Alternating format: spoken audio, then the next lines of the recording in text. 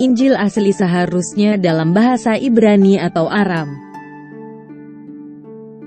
Dalam video kali ini saya akan membahas bagaimana rancunya cara berpikir kaum muslim dan juga membuktikan kontradiksi dalam ayat-ayat Quran. Kita semua mungkin sudah sering mendengar klaim dari kaum muslim yang menyatakan bahwa Injil yang ada dalam Alkitab adalah Injil palsu. Menurut pemikiran mereka seharusnya bahasa asli dari Injil adalah bahasa yang dipakai Yesus pada saat itu, yaitu bahasa Aram atau Ibrani. Untuk itu mari kita lihat sendiri apa yang sebenarnya Quran katakan tentang kitab Injil itu sendiri.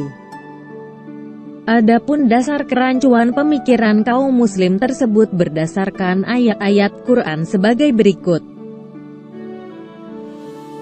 Surah 5 ayat 46. Dan kami iringkan jejak mereka, nabi-nabi Bani Israel, dengan Isa putra Maryam, membenarkan kitab yang sebelumnya, yaitu Taurat. Dan kami telah memberikan kepadanya kitab Injil sedang di dalamnya ada petunjuk dan cahaya yang menerangi dan membenarkan kitab yang sebelumnya, yaitu kitab Taurat. Dan menjadi petunjuk serta pengajaran untuk orang-orang yang bertakwa. Surah 14 ayat 4. Kami tidak mengutus seorang rasul pun, melainkan dengan bahasa kaumnya, supaya ia dapat memberi penjelasan dengan terang kepada mereka. Maka Allah menyesatkan siapa yang Dia kehendaki dan memberi petunjuk kepada siapa yang Dia kehendaki. Dan Dialah Tuhan yang Maha Kuasa lagi Maha Bijaksana.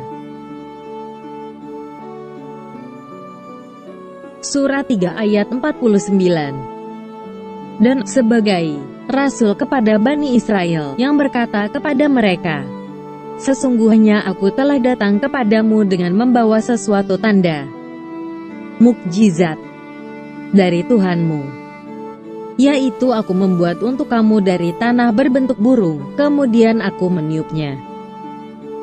Maka ia menjadi seekor burung dengan seizin Allah, dan aku menyembuhkan orang buta sejak lahir dan orang yang berpenyakit sopak, dan aku menghidupkan orang mati dengan seizin Allah.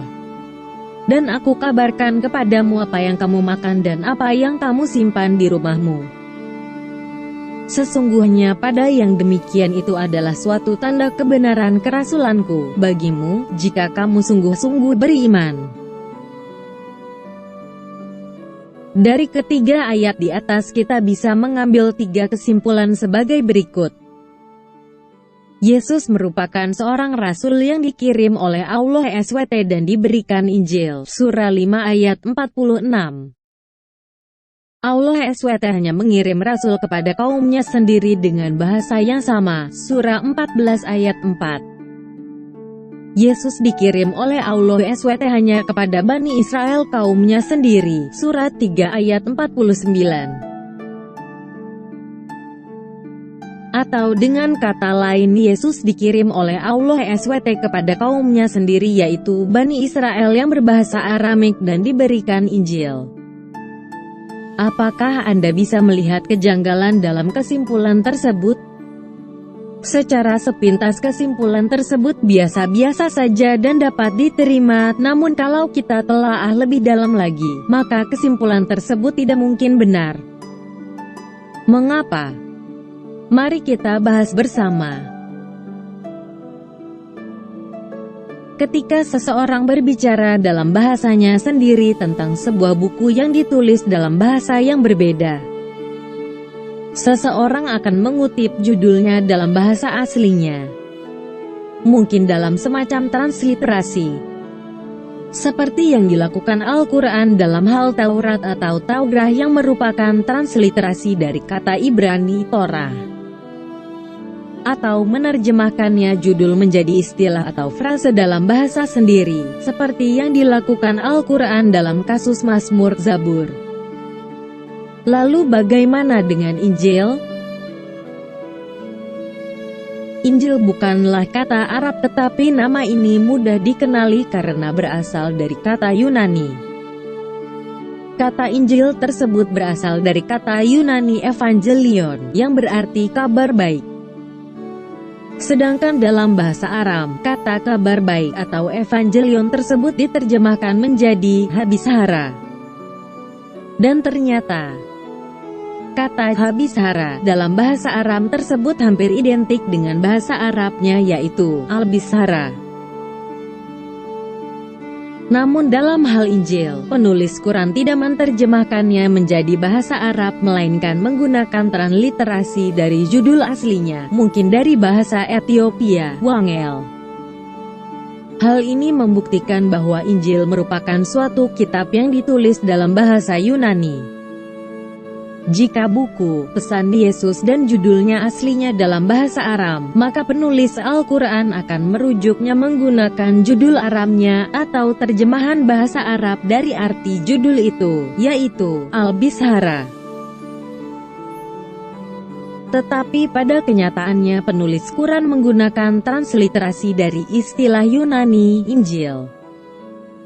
Penggunaan judul Yunani merupakan konfirmasi tidak langsung bahwa kitab itu sendiri aslinya dalam bahasa Yunani, yaitu bahwa nama ini adalah judul aslinya dan otentik.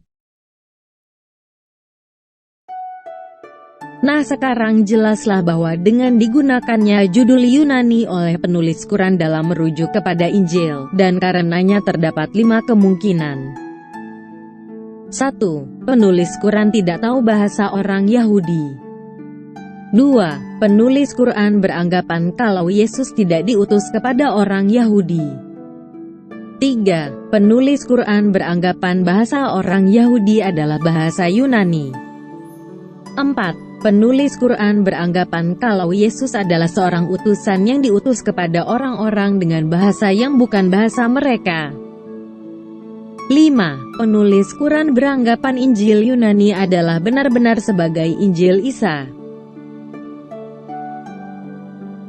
Dari 5 kemungkinan tersebut, kemungkinan 1 membuktikan bahwa Quran bukan datangnya dari Allah. Kemungkinan 2 menyiratkan bahwa surah 3 ayat 49 dan surah-surah lainnya adalah salah. Kemungkinan 3 adalah kesalahan sejarah yang serius dan membuktikan bahwa Quran hanyalah karangan manusia belaka. Kemungkinan 4 berarti surah 14 ayat 4 adalah salah. Dan akhirnya, kemungkinan 5 berarti bahwa Injil yang berbahasa Yunani, PB Kristen, adalah Injil yang benar.